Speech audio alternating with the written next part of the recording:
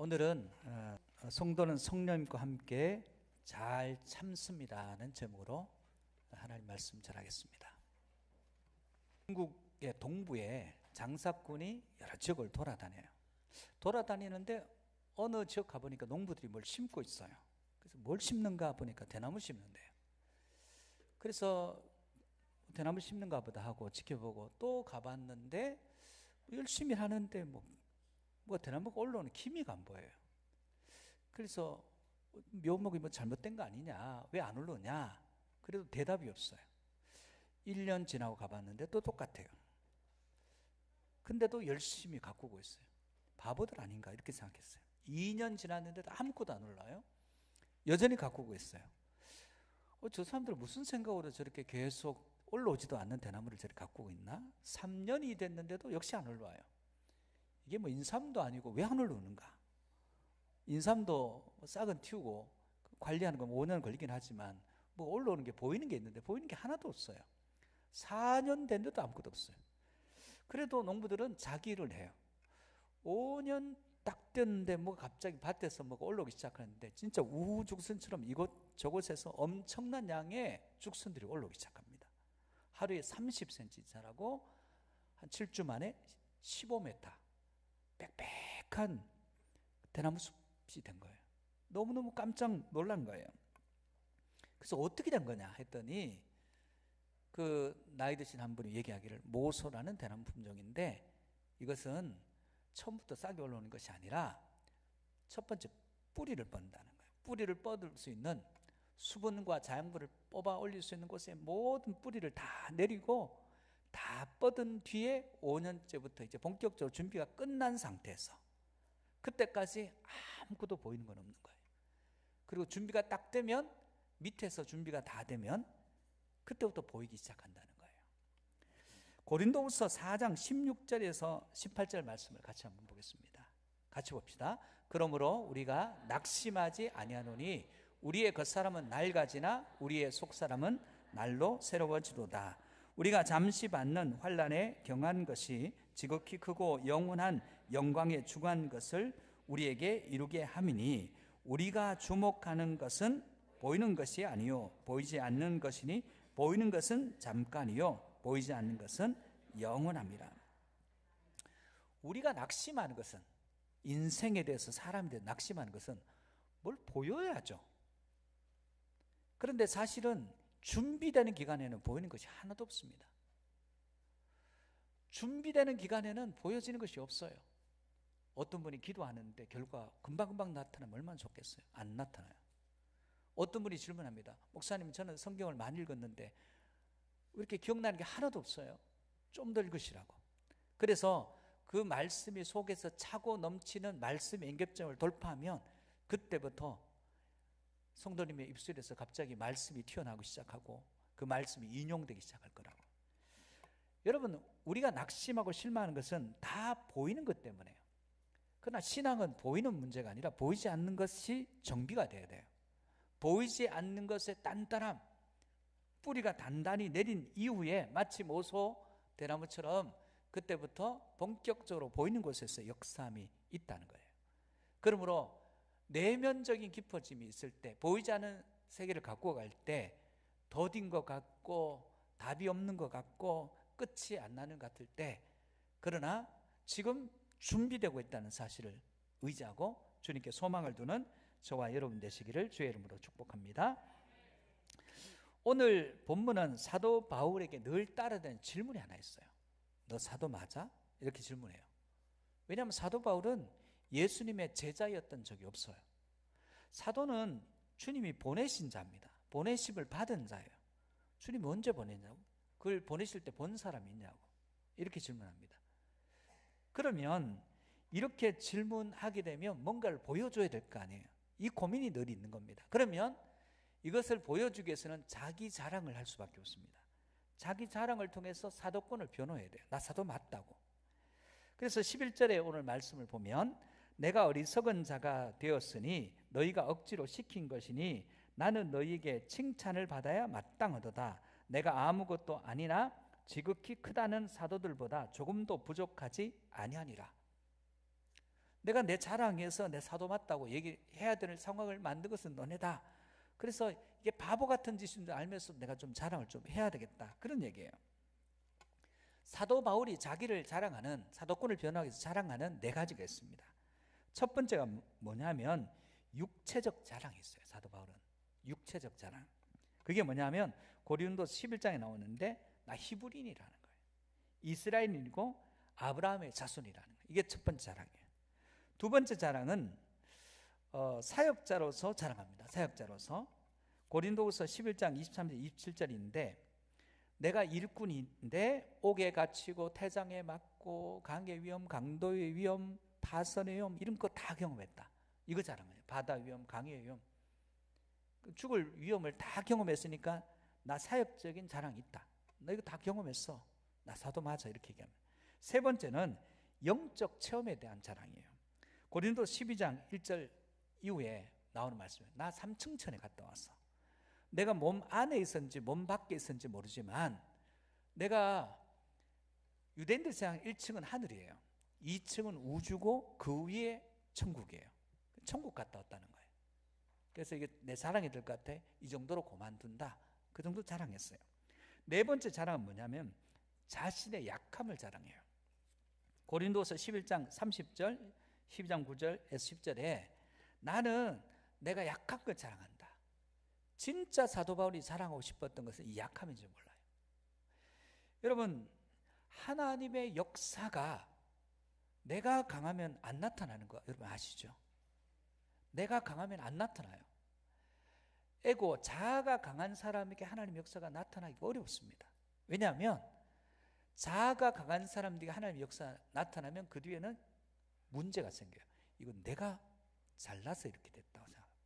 그러면 이 사람의 나중 형편이 처음 은혜 받기 전보다 더 나빠져요. 그래서 은혜를 체험한 사람 중에 이상해진 사람이 굉장히 많아요. 그러므로 우리가 자랑해야 된다면 약함을 자랑하라는 거예요. 왜? 내가 약할 때 나는 한 거 없어요. 주님이 하셨어요. 이때 하나님의 역사가 가장 왕성하기 때문에 그렇다는 거예요. 그러면서 사도 바울이 지금 나 사도 맞아, 뭔가 증거를 내놔야 돼요. 그 증거를 지금 내놓습니다. 본문 12절 13절입니다. 같이 볼까요? 사도의 표가 된 것은 내가 너희 가운데서 모든 참음과 표적과 기사와 능력을 행한 것이라.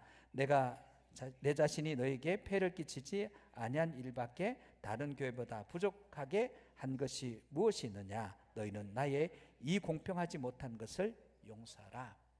내가 권리 주장 안 했다.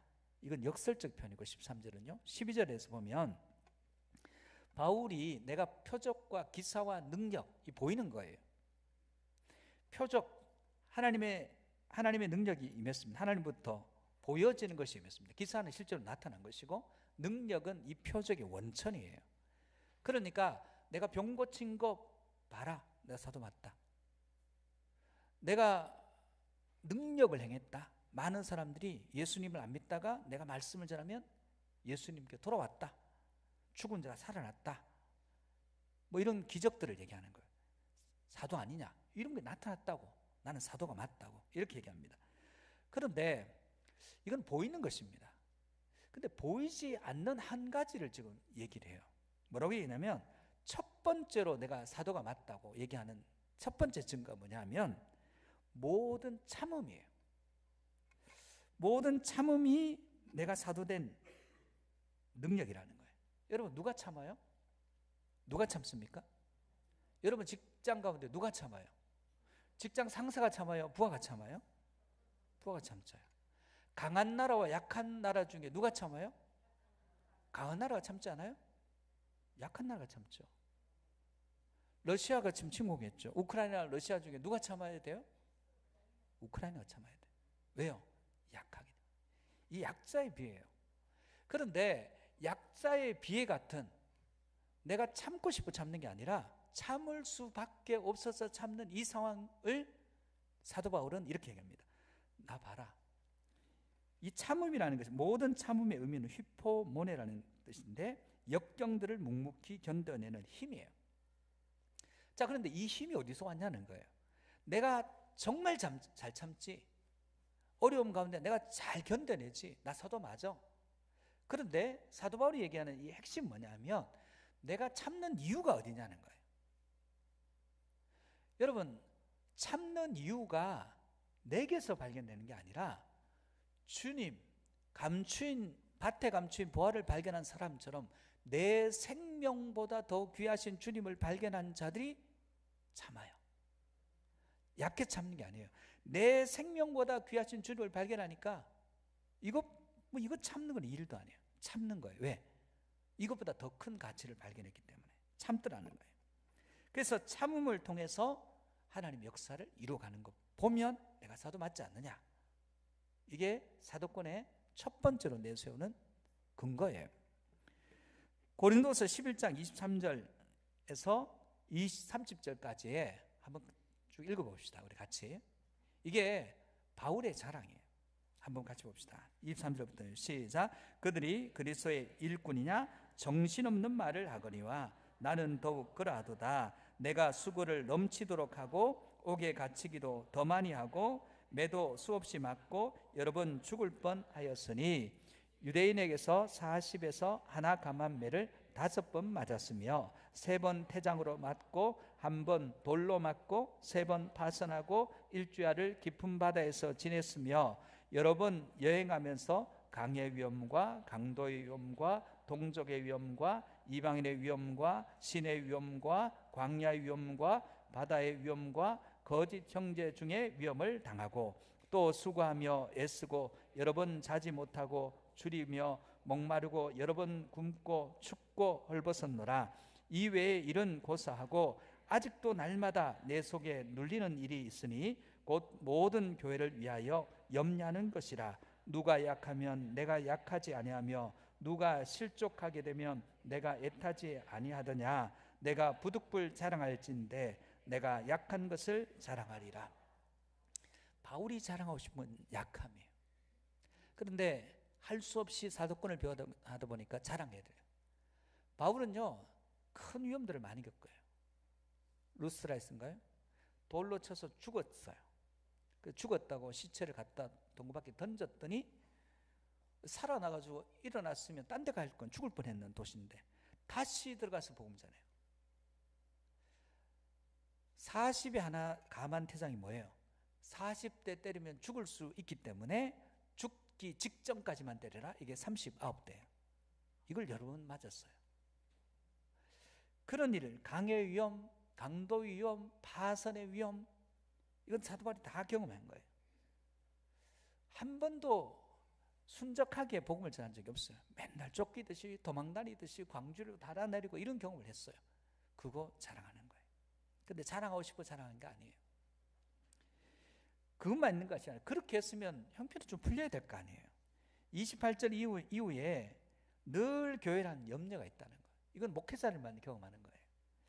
누가 약하면 내가 어떤 사람이 약해요. 자기 약해졌어요. 어떤 사람이 실족했어요. 애타요.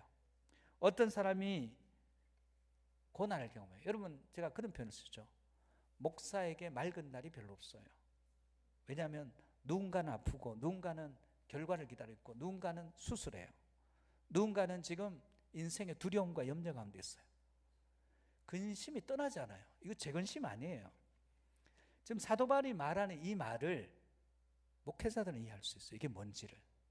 약해지면 같이 약해지고 두려워지면 같이 그 문제 가지고 기도하고 그리고 힘들면 같이 힘들고 이게 숙명처럼 목회자에 따라 붙는 과제예요. 이걸 지금 얘기하는 거예요. 내가 그렇다는 거예요. 내가 이 정도 했으면 형편이 풀려야지. 그렇지 않다는 거예요.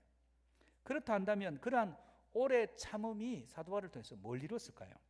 첫 번째, 고난을 이겨야 쓰임 받는다는 거예요. 여러분 사도 바울은 쓰임 받은 인물입니다.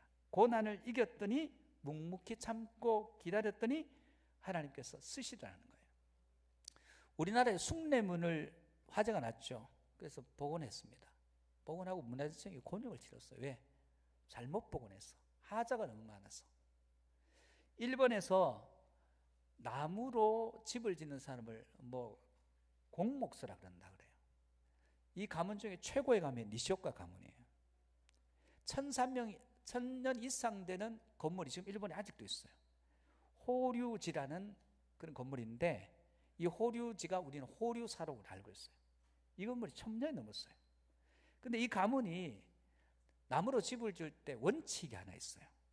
1000년 이상 되는 집을 지을 때는 반드시 1000년 이상 된 수령을 가진 나무로 집을 지어요. 왜? 1000년의 세월을 견딘 나무만이 1000년을 버틴다는 거예요. 쉽게 말해서 견딤의 기간이 쓰임의 기간을 결정해요. 우리가 참고 인내하며 견딤의 강도가 쓰임의 강도를 결정합니다. 그리고 견딤의 강도가 영광의 강도를 결정한다는 거예요. 여러분, 그냥 되는 거 없어요. 여러분, 보이지 않아요. 내면적으로 참는 거, 이거 쉬운 일이 아니에요. 그런데 그 참음의 시간이 그 사람의 쓰임과 강도와 영광을 결정하더라는 거예요. 오늘의 견딤이 내일의 쓰임을 결정하더라는 거예요. 참고 견뎠더니 하나님께서 바울을 쓰셨어요. 사도 바울은 고난을 피하지 않았습니다. 고난 다 당했어요. 고난도 필요해서 주시겠거니 했어요. 여러분, 아시아에서 복음 전하려고 했는데 유럽으로 넘어가래요. 그래서 에게를 건너서 네아폴리 항구에 도착해서 바나를 갔더니 빌립보라는 곳에 회당이 없어서 물가에서 루디아 만나서 해주고, 돌아오는 길에 귀신 들린 여자 점하길래 귀신을 쫓아내서 곤욕을 치릅니다. 이유 없이 두드려 맞고, 그리고 착고에 어정쩡하게 채워져서 찬송하고 싶겠습니까? 여러분, 복음 전하러 마케도냐 환상 보고 하나님의 뜻이라 믿고 순종해서 왔더니 두드려 맞고, 맞을 때는 시민권 생각도 안 났는지 말도 못하고, 그리고 피 흘리면서 착고에 채워져서 눕지도 못하고 앉지도 못한 자세로 찬송하고 기도했더니 옥문이 열려요. 지진이 나서. 그럼 나가야 되잖아요. 안 나갑니다. 왜요? 하나님의 말씀이 없어요. 그래서 그 자리에 머물러 있고 도망가려는 죄수들도 붙듭니다. 가면 안 된다. 사도 바울이 다 말린 거예요. 간수가 왔어요. 여러분, 죄수의 감옥에 옥문이 열리면 무조건 도망가야죠. 어떻게 될 줄 알고. 근데 도망을 안 가요. 이게 도망가는 게 당연한 세계예요. 도망 안 간다는 것은 말이 안 되는 거예요. 갔습니다. 갔는데 지진이 나서 옥문이 달렸으니까 죄수들이 다 도망갔으면 그 죄를 전부 내가 다 받아야 되면 나는 끝장이에요. 죽는 수밖에 없어요. 치욕적으로 죽어요. 그래서 이렇게 죽느니 그냥 스스로 죽자. 칼을 빼 죽으려고 하니까 멈추래요. 우리 다 여기 있다고. 그럴 리가요.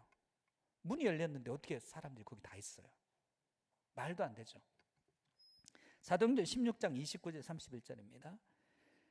간수가 등불을 달라고 하며 뛰어들어가 무서워 떨며 바울과 실라 앞에 엎드리고 그들을 데리고 나가 이르되, 선생들이여, 내가 어떻게 하여야 구원을 받으리까 하거늘 이르되, 주 예수를 믿으라. 그리하면 너와 내 집이 구원을 받으리라 하고. 간수는 당연의 세계에 머무는 거예요. 당연히 도망가는 세계. 주 예수가 옥문이 열리면 당연히 도망가는 세계에 살다가 옥문이 열려도 도망 안 가는 은혜의 세계를 경험한 거예요. 그래서 엎드립니다. 어떻게 내가 구원 얻겠다고. 하나님의 역사는 당연의 세계에서가 아니라 은혜의 세계에서 이루어집니다. 참고 견디고 이긴 그곳에서 이루어지는 거예요. 그곳에 간수의 집과 루디아 가문을 통해서 빌립보 교회가 세워져요. 왜요? 참았기 때문에. 참고 견딤이 하나님께 쓰임받는 결과를 이뤘습니다. 여러분의 참음은 억울하게 끝나지 않을 겁니다. 주님과 함께 여러분이 당하는 모든 고난을 참으면 반드시 하나님께서 쓰실 줄로 믿습니다. 두 번째는 바울의 오래 참음이 어떤 결과로 이어졌냐면, 현재 고난을 견디는 자는 영광을 얻습니다. 사도 바울은 어떤 사도들보다 고난을 많이 당했어요. 그런데 오래 참고 복음을 위해서 헌신했습니다. 그 결과가 뭡니까? 로마의 단두대에서 목이 잘려서 그 목이 3번 튀어서 거기에 물이 솟아났던 3군데 그런 교회가 있어요. 비참하게 끝난 것 같아요.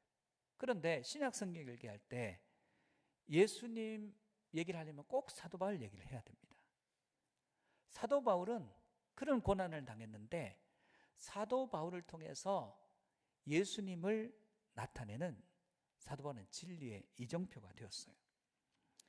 사도 바울은 언제나 당당했습니다. 왜 당당했습니까?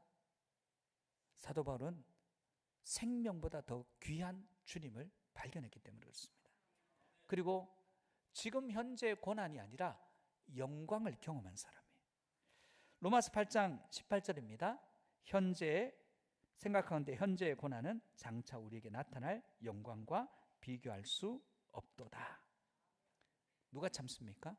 영광을 본 자가.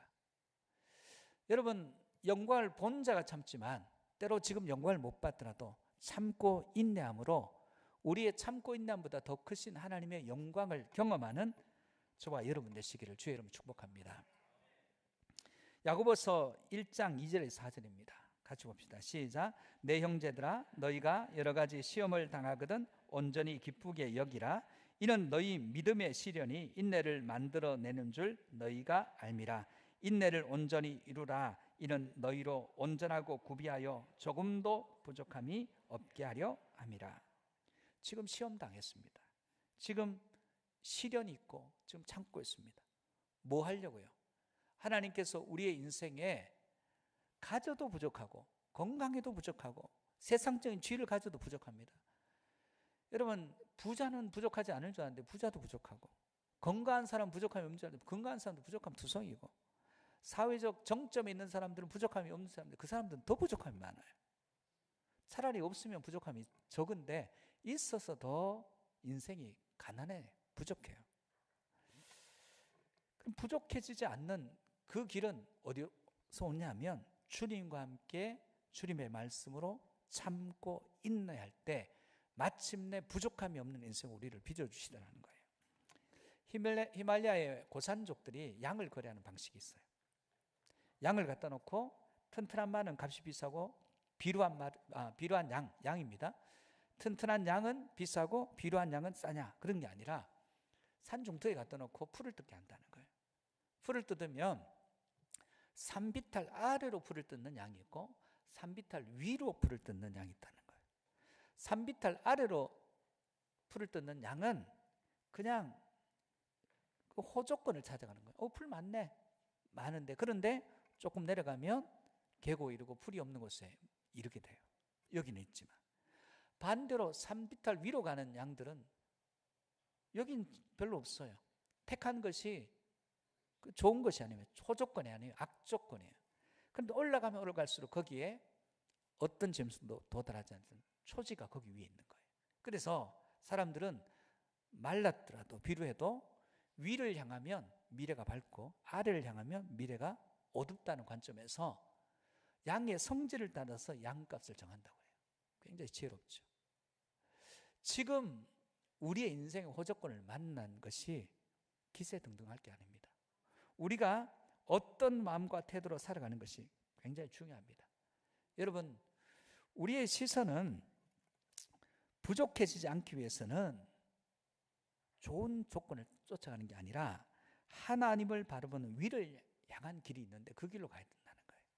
여러분, 인생의 길은 아래로 향해 있지 않습니다. 세상을 향해 있지 않습니다. 하나님을 향해서 위를 바라보고 위를 지향할 수 있는 인생들이 되시기를 주의 이름으로 축복합니다. 우리 인생도 인생의 집을 지어야 돼요. 여러분, 우리가 지혜롭지 않은 사람을 야, 이 새대가리야 이렇게 얘기하는데 새들은 생각보다 지혜가 더 있어요. 여러분, 새들은 가장 바람이 많은 날 새 집을 지어요. 왜요? 바람이 없는 날 지어야 짓기 쉽죠. 근데 올려놓으면 떨어지고 올려놓으면 떨어지고 다시 물고 올려놓고, 그래서 얼키설키해서 아무리 바람이 불어도 떨어지지 않는 집을 짓는다는 거예요. 우리는 어떻습니까? 우리는 지금 내게 고통이 없는 거, 편안한 거, 이거 추구하지 않습니까? 지금 고통 중에 있는 사람들 보면서 이 사람들이 나보다 못하다고 생각합니까? 여러분, 신앙에서 어려움과 고난을 겪은 사람들이 그것을 다 경험하는데 어떻게 됩니까? 이 모든 일을 경험하고 정금같이 나오는 거 아니에요? 우리가 그것을 믿는 거 아닙니까?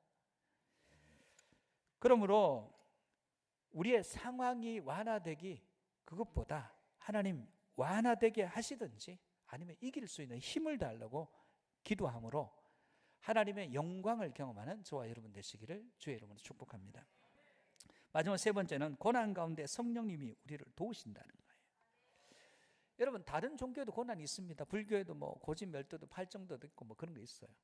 고난을 통해서 뭘 이룬대요. 이룰 것 같지는 않습니다만 제가 보기에는. 그런데 고난이, 다른 종교의 고난과 우리의 고난이 같은 고난이 아닙니다. 다른 종교의 고난은 자기가 고난을 스스로 극복해야 됩니다. 그러나 하나님은 우리를 혼자 내버려 두시는 분이 아닙니다. 우리는 성령님과 함께 이 고난을 같이 경험하는 것입니다. 로마서 8장 26절 28절 말씀, 하나님 말씀입니다. 같이 봅시다. 시작. 이와 같이 성령도 우리의 연약함을 도우시나니 우리는 마땅히 기도할 바를 알지 못하나 오직 성령이 말할 수 없는 탄식으로 우리를 위하여 친히 간구하시느니라. 마음을 살피시는 이가 성령의 생각을 아시나니 이는 성령이 하나님의 뜻대로 성도를 위하여 간구하심이니라. 우리가 알거니와 하나님을 사랑하는 자 곧 그의 뜻대로 부르심을 입은 자들에게는 모든 것이 합력하여 선을,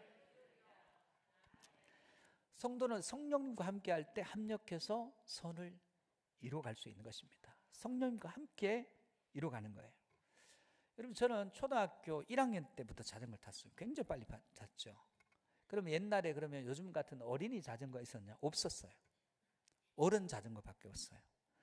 그래서 제가 어른 자전거 안장 위에 올려놓으면 굉장히 높게 느껴졌어요. 그 당시에 발이 페달에 안 닿습니다. 그래서 자전거를 배울 수 있는 방법은, 제가 하도 고집하니까 제 아버님이 경사가 진 내리막길에서 뒤에서 잡아주셨어요. 중심을 잡는 것부터 배워야 된다고 계속 잡아주셨어요. 어느 날 균형이 좀 잡힐 때 그건 제 아버지에게, 아버지 잡고 있죠? 그러고 난 뒤에 이제 가는 거예요. 물론 잡고 계시죠. 조금 가서 돌아봤더니 정말 잡고 계시면 좋을 텐데 배신하고 저 멀리 계신 거예요. 화닥 넘어지는 거예요. 그리고 다시 올라가서 또 잡아줄 것처럼 또 배신하는 거예요. 안 잡아주고.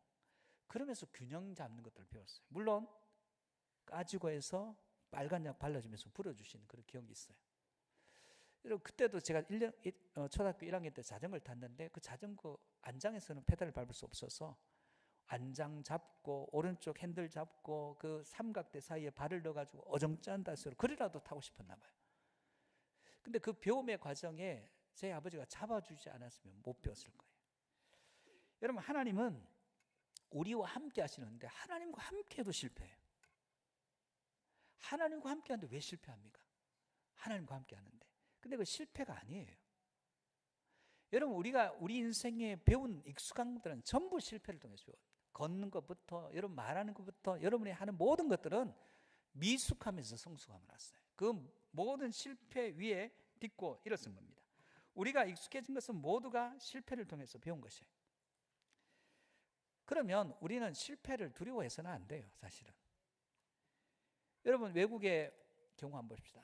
외국 사람들이 아이를 키우는 방식, 애가 접시를 들고 가다가 굳이 지가 들겠다고 해서 엎어져가지고 접시가, 그 귀한 접시가 쨍그라고 박살이 났어요. 외국 사람들 얘기하는 거, Are you okay?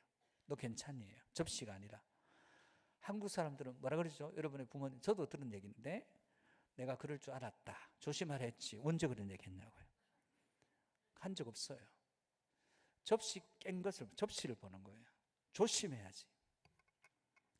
여러분 우리가 뭘 깨트리고 뭘 실패하고 하지 않고 배운 적 한 번도 없어요. 성령과 함께 하는데도 불구하고 때로 우리는 실패하는 것 같은 경우를 만나요. 그때도 주님은 여전히 우리와 함께 하십니다. 마태복음 28장 20절 하반절에 내가 세상 끝날까지 너희와 항상 함께 있으리라 하시니라. 이거 약속이에요. 그런데 왜 실패하냐는 거예요. 우리는 고난을 참고 이겨요. 주님과 함께. 때로는 실패한 것 같아요. 실패가 아닙니다. 배우게 하시는 거예요. 그걸 통해서 때로는 기도했는데 응답이 없어요. 배우게 하시는 거예요. 기도함으로 응답 받는 그 참고 인내함을 통해서 뭘 배웁니까? 하나님의 영광을 보는 법을, 하나님 앞에 쓰임 받는 법을 가르치시는 거예요. 사랑하는 성도 여러분, 오늘 우리가 경험하는 세계는 여러분이 지금 앞으로 경험할 세계는 여러분이 경험한 세계가 아니에요. 제가 지금 앞으로 살아갈 날도 제가 경험한 세계가 아니에요. 그러나 하나님은 우리 앞을 다 내다보세요. 프로비덴스, 그 앞을 비de어 보시고 때로 걸림돌이 크면 우리가 넘지 못하면 치워주실 것이지만, 그러나 우리 인생의 걸림돌을 딛고 넘어갈 수 있는 강한 그리스도인이 되기를 하나님 원하세요.